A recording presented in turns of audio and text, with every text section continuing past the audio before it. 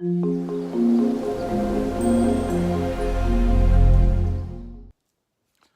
friends, welcome back. We are in our second case country here in LP Congo, and it's Russia. So welcome to Russia, our second case country. So like the UK, we want to look at why we're studying Russia. So the Soviet Union became the world's first communist state after the Russian Revolution in 1917. After the Soviet Union dissolves in 1991, the two most important tasks were to introduce capitalism in the economy and to introduce democracy into politics. Under the rule of Vladimir Putin, the country has moved farther and farther away from liberalizing the economy and the political system as he increased the powers of the presidency and decreased political involvement, democratic arrangements everywhere else. In 2008, Vladimir Putin steps down from the presidency, having served his two-term limit on the office, and his hand-picked successor, Dmitry Medvedev, easily wins the presidential election, and he appoints Prime Minister Putin. Okay, and so this is how Putin stays there. As prime minister, Putin still calls all the shots. He then returns to the presidency in 2012, appointing Medvedev as his prime minister. So they've got this kind of connection there. And because he is able to serve another 2 6-year terms, it appears that Putin is going to be in office until about 2024. At that point, he will have governed Russia for the better part of a quarter of a century. So, it's kind of important for us to be looking at Russia as we can see some developments as communism to post-communism to maybe kind of a pull back towards that non-democratic regime. So Russia, excluding the 14 other countries that are successors to the Soviet Union, is over 4 times the size of the United States, but with a population of only about 141 million, and that's primarily due to Siberia, which is uninhabitable most of the year because of the cold. The large eastern part of the country, Siberia, is where that is at. It is mostly used to exile political prisoners, but nonetheless, Siberia is important because it is extremely rich in mineral wealth. So Russia shares the border with 14 countries, most of whom used to be part of the Soviet Union, and therefore considered by some in Russia to still be under their sphere of influence. The country shares a border with China, with whom relations have been troubled. Moreover, there are a number of islands in the Pacific Ocean that Russia now controls, but were under the control of the Japanese until 1945. So, like we said, Russia is very rich in natural resources, including wood, oil, natural gas, gold, diamonds, nickel. So a lot of very important natural resources that makes them still a strong economic force. So let's talk a little bit about the history of Russia and what we want to know so that we can start developing why are they the way that they are. So though ethnically Slavic peoples lived in the European Russia for centuries, in the 9th century, Vikings formed the first incarnation of a state with Kiev as the capital. Now, Kiev became a very prominent center in the 10th century, and its influences stretched from Scandinavia to Central Europe. The Kievan state adopted Orthodox Christianity as its religion. So the Mongols united under Genghis Khan and controlled Russia for 2 centuries, during which they devastated Russia economically, enslaved their people, extricated resources from Russia, and according to some scholars, forever separated Russia from Europe and development of the West. As an example of its separation from developments in the West, Russia did not participate in the Renaissance. They did not participate in the Reformation, things that spread throughout Europe very quickly, as we know from Mrs. Adams' class. Some analysts say that skipping these periods was not a devastating blow, and that the important development was what happened in terms of domestic leadership. Specifically, Russia won independence from Mongolia, and then in the decades that followed, Ivan the Terrible became the ruler, and he made Moscow rather than Kiev the economic center and the capital. Ivan the Terrible exerted unlimited, capricious personal authority, destroyed political institutions that stood in his way, created a personal police force that terrorized the population. He becomes the first czar of Russia. So there's this ongoing tension between the state, which was monarchical. I told you I have trouble saying that, and autonomous, and society, which was agrarian and aristocratic. In addition, Russia was part of the power struggles of the 19th century, but war was costly to Russia, and discontent grew quickly through its population. In 1904, there was conflict with Japan over who could control parts of China, leading to Russia's defeat. In addition, 1905, there was a wave of protests by workers who had migrated to the cities during industrialization, and they were dissatisfied. In response, Nicholas II consented to some reforms in Russia, such as creating the Duma, which is the legislature. We're going to talk a lot about the Duma today. These reforms reestablished stability, but Nicholas began trying to rescind them soon after they were introduced, leading some radicals to begin calling for the removal of him as czar. So as World War I begins, 1914, it moves on, and Russia is really harmed by this war. There's food shortages, there's a military revolt in Russia, and in March of 1917, the Tsar is forced to step down. After the Tsar is deposed, a non-communist republic was formed, though it was short-lived as communist revolutionaries then, led by Lenin, took control. It is important to remember now that this was a coup, okay? This is a maneuver by a small, organized elite group, not a mass movement. Lenin fought and won a civil war, and he renamed the country the Soviet Union and thus created the world's first communist state. So there were Soviets, which are workers' councils in the Soviet Union under Lenin, but the structure of power was the old model. Power was concentrated in him and in the inner circle of the Communist Party, which controlled all government activity. There was a secret police force called the Cheka. They hunted down opposition. They looked for alternative parties and media, and they were all banned. The Cheka later becomes the KGB, which was in charge of eliminating dissent at home and supervising surveillance overseas. Putin himself served as a KGB agent in his younger years. So once Lenin dies, Stalin takes over. Even though in Lenin's will he says anybody but Stalin, pick anybody else to be the leader, not him. And of course, he's the one who succeeds him. Stalin took the concentration of power to unprecedented levels. He used purges, gulag camps. His death toll is actually much bigger than Adolf Hitler's.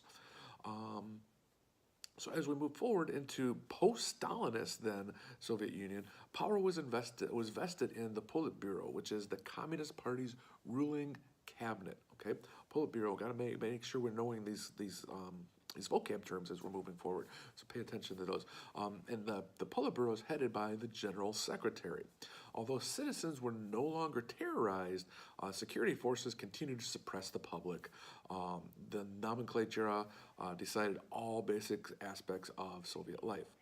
The Soviet industrialized rapidly by controlling resources, controlling labor, and they enjoyed a high degree of legitimacy at times. But they did have public cynicism grow as economic development declined in the 1980s.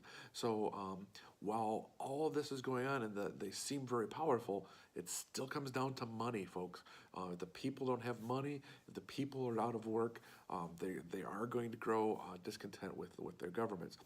So throughout, individual freedom was restricted, and there was more equality than ever in the 1980s. So General Secretary Mikhail Gorbachev, definitely want to know Mikhail Gorbachev. He tried to revitalize Russia in the 1980s with glasnost, which means political openness. and through perestroika, which means economic restructuring. This caused divisive struggles inside and outside the Communist Party, including the rise of nationalism in the republics. Demands for greater democracy, there's actually accusations of betrayal of the communist tradition. So we've got lots of forces acting on this, and this is ultimately what's going to kind of tear down the Soviet Union. So a coup d'etat was staged against Gorbachev. The coup was not successful, but it did stir up public disdain for Gorbachev and his policies.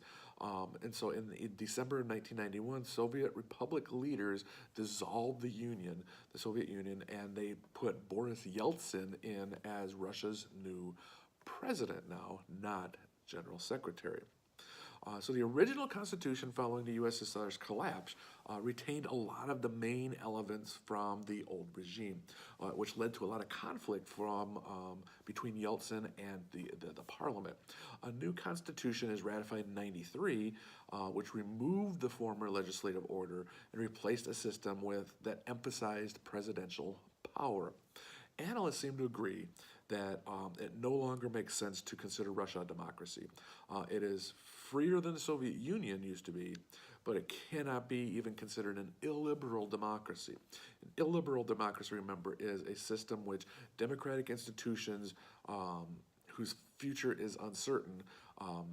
So we have this mixture of democratic institutions with non-democratic, but that's just not the case. So the future of Russia is uncertain, but Russia doesn't have these institutions that contribute to democratic functioning.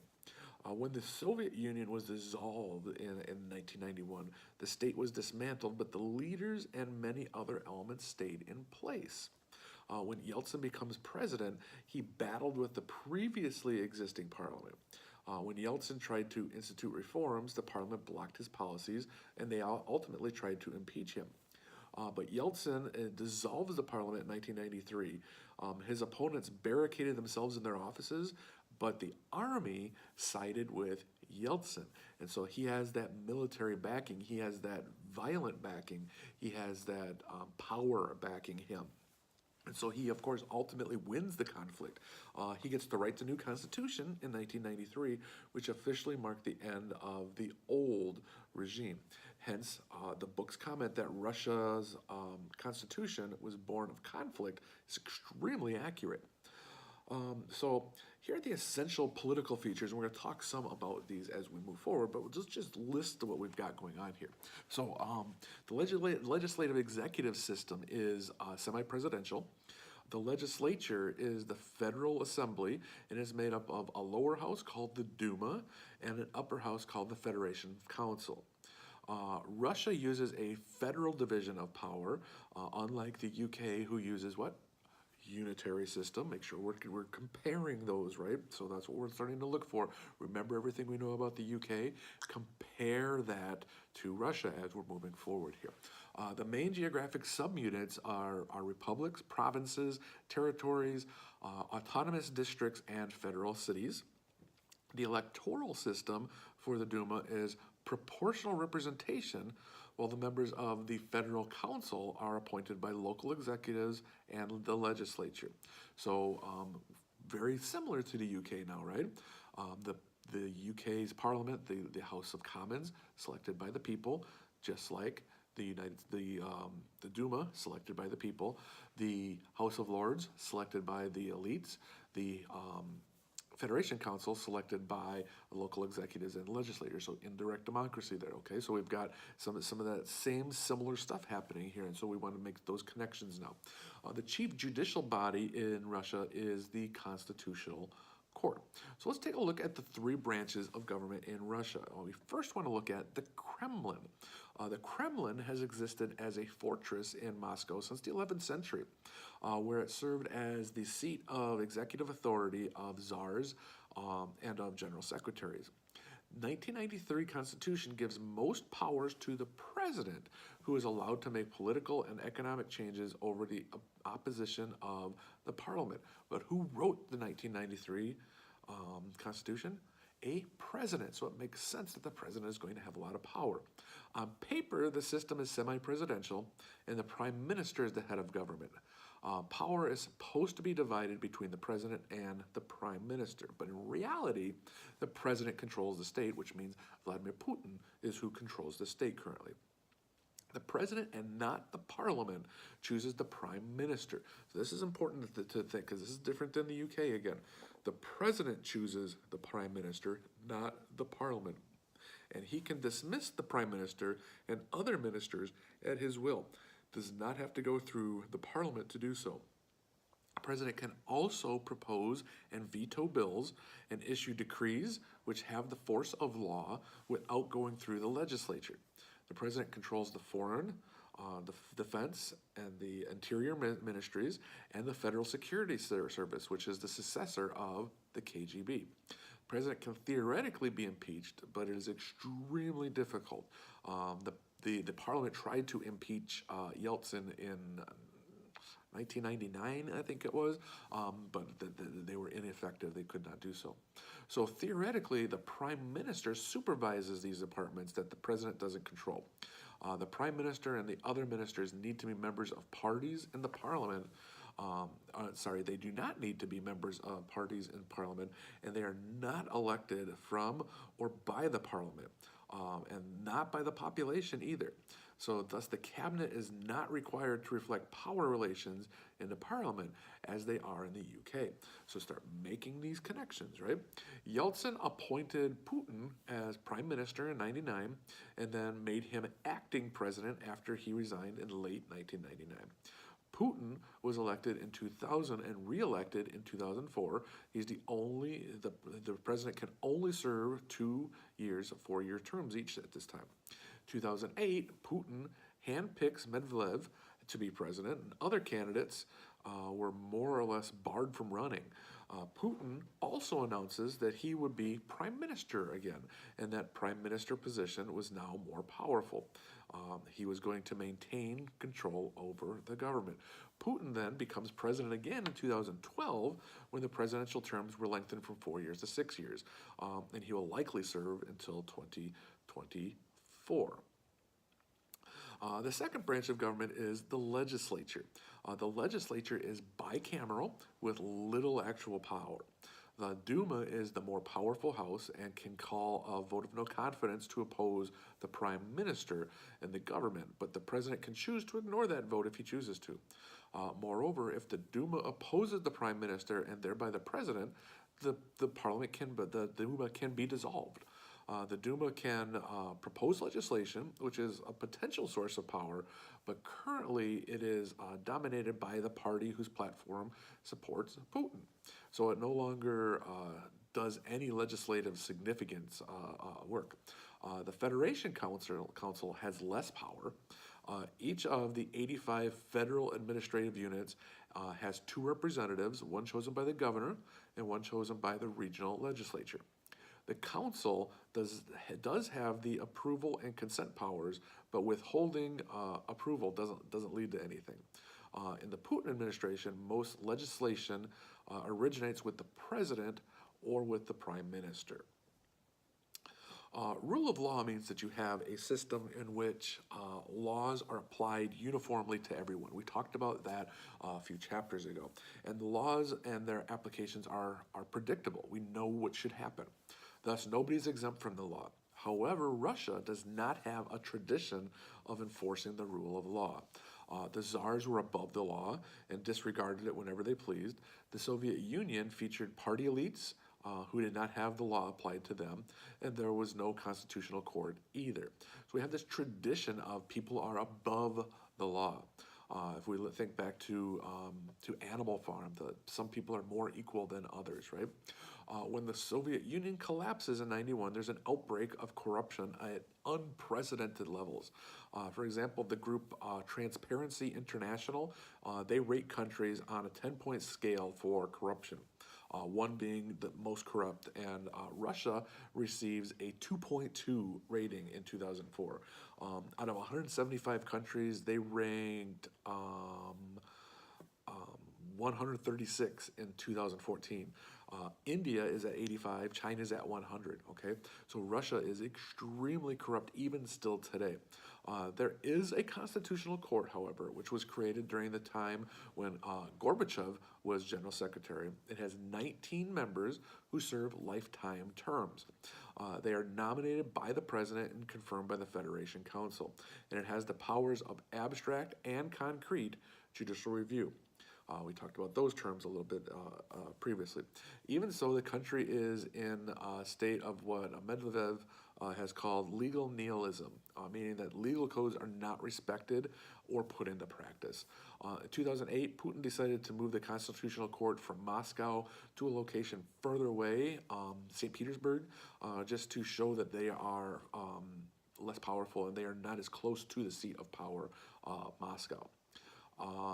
So just before the coup in 1991, the office of the president changed to direct election. Election was indirect during Soviet times. Yeltsin won that election and won re-election in 1996. The direct election of a president requires a majority, have to have at least 51% of the vote. If nobody wins a majority in the first round of elections, there is a runoff then between the top two candidates from the first round. Putin won the election in 2000 and won re-election in 2004. 2008, Putin picks Medvedev to run and to win. And the media were not allowed to give time to opposition candidates. How convenient, right? Candidates were barred from running, and opponents were harassed. As a result, Medvedev gets over 70% of the vote. In 2012, Putin wins 63% of the vote, but there are a lot of accusations of voter fraud.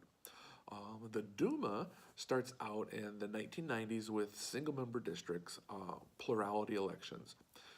In 1993, the new constitution, the system went to a mixed electoral system like Japan has, Germany has, with half of the seats being single-member district and the other half through proportional representation. Putin changes that to pure proportional representation and raised the threshold to 7%. So that means you have to get at least 7% of the vote to be represented as your party. He resented the fact that single-member districts allowed independents to get seats in the Duma. The pure proportional representation system actually didn't help smaller parties because they were not well organized enough to garner enough votes. Electoral reforms have prevented the formation of electoral blocks, which would have made an easier time getting over that threshold. In 2016, the Duma elections returned to a mixed system. The motivation here was the move that Putin's United Russia, his party, the United Russia, was starting to lose popularity, which could lead to other parties winning seats.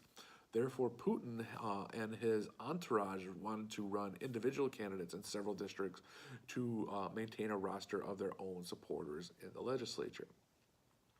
So Russia practices asymmetric federal system.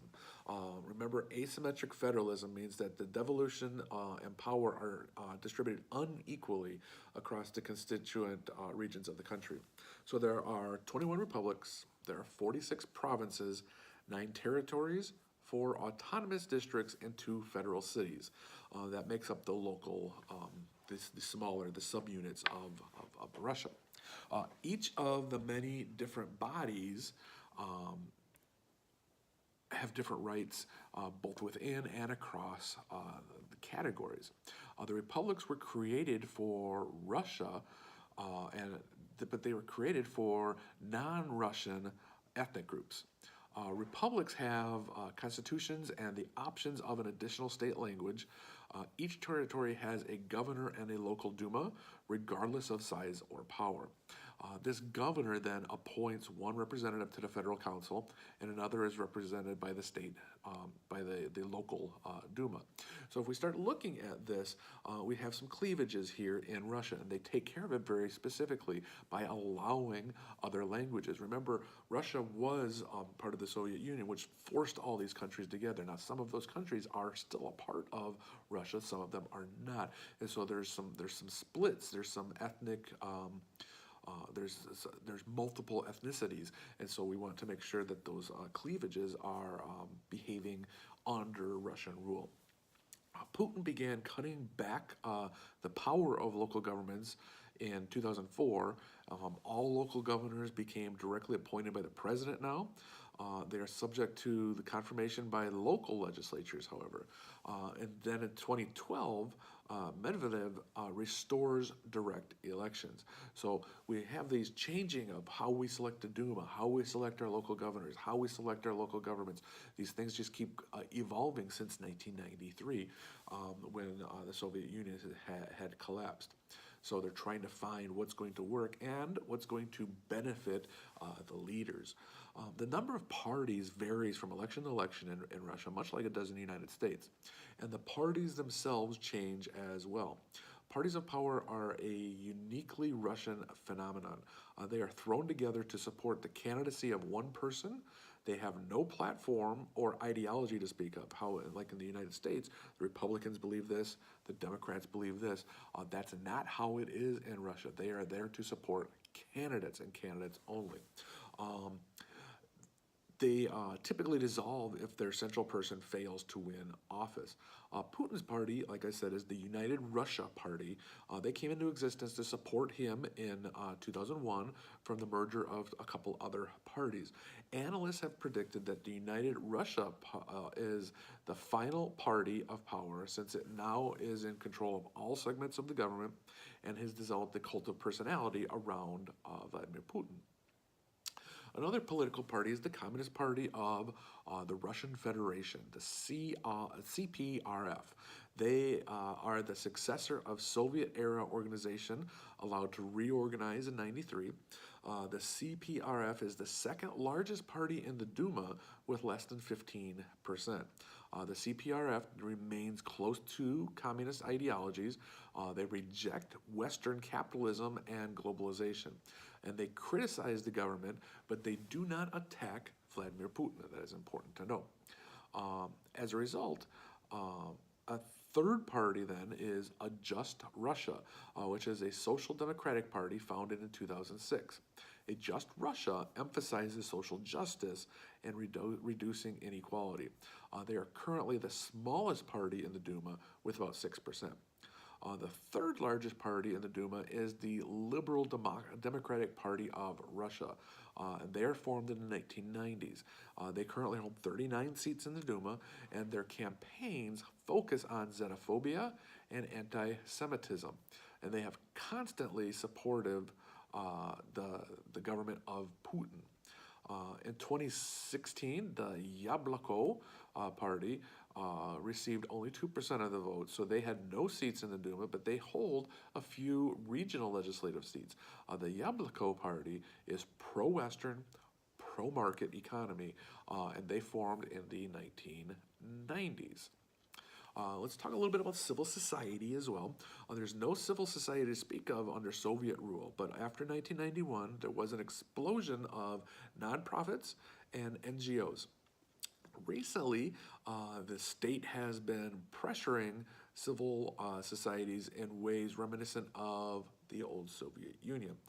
The book's example involves religion and shows that there are a lot of obstacles to proselytizing. The government has been aggressive towards groups that are critical of it and has used anything from tax codes to harassment to make the work of some organizations difficult or completely impossible. Several groups have even left Russia. Media outlets remain in the hands of the state or the oligarchs that are close to Yeltsin. And under Putin, the largest TV networks were actually nationalized. From 96 to 2006, the only place where more journalists were killed than Russia was Iraq. So it tells us a little bit about free press and what the media is really doing in Russia. Now, the collapse of the Soviet Union decreased ethnic diversity a great deal. Today, 80% of the population are ethnic Russians. Even though there are numerous other groups, none of them comprise more than 4% of the population. Nonetheless, there are conflicts that have occurred, especially in the Caucasus and the mountainous region where ethnicities are not Russian or Slavic, and where the dominant religion is Islam. The late 1990s, there were 2 wars in Chechnya, which was not a republic and therefore could not break away from during the 1991 collapse. Putin comes to prominence during the Second War with Chechnya. Since 1991, Russia has experienced a great diversity of ideas, but they've made little impact on political life. A majority of citizens are uninterested in politics. They would never attend like a demonstration or a protest, and they show very low levels of trust for social issues. There is a growing independence of or importance of nationalism as a central political value across Russia. Across society, there's a widespread support for Putin, and surveys found that most people support his increased control of the media and of NGOs. After 1991, drastic economic measures known as shock therapy, boom, big word, shock therapy. Make sure we know what shock therapy is. Shock therapy was used to dismantle central planning and move to a market economy. It was overnight. It was a shock to the economic system in Russia. The attempt failed. However, the result was hyperinflation, around 2,000% a year. That's incredible inflation. The country did privatize, but with an insider version in which most shares ended up in the hands of the former directors of companies or businesses. As a result, privatization did not spread the wealth, but rather created oligarchs.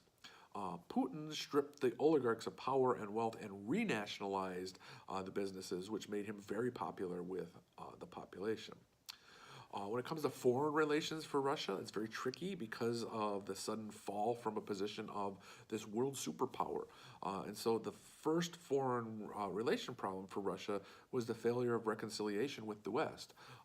NATO has expanded all the way to Russia's border. And now that after the USSR has fallen, the EU has become bigger as well. Both have spurred Russia to try to rebuild its sphere of influence in the region.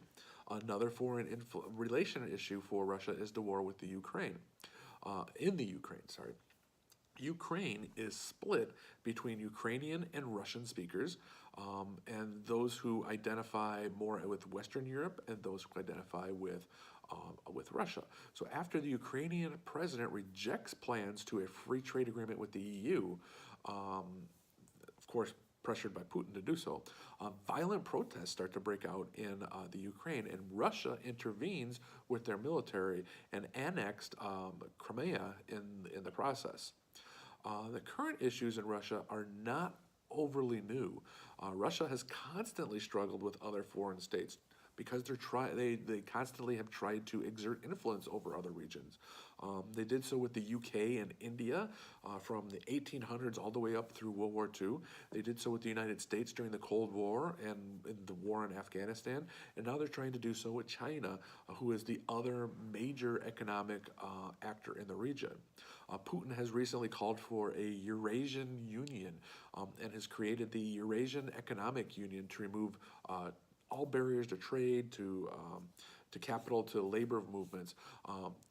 Current members are Belarus, Kazakhstan, Armenia, Kyrgyzstan, and of course Russia.